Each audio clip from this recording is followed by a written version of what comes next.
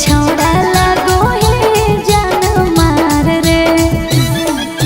नहीं तोर बोलिया नहीं तोर गोरे गलिया से, नहीं तोर बोलिया नहीं तोर गोरे गलिया से, दिलवा लागल हवे छौड़ी ओठलिया से।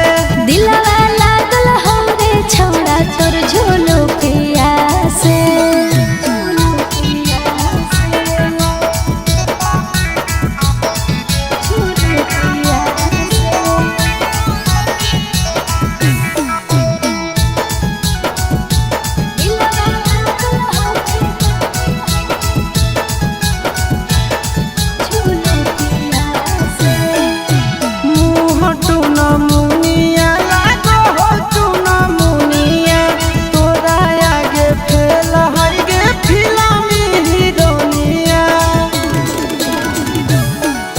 चिंटू राजा आशीष जब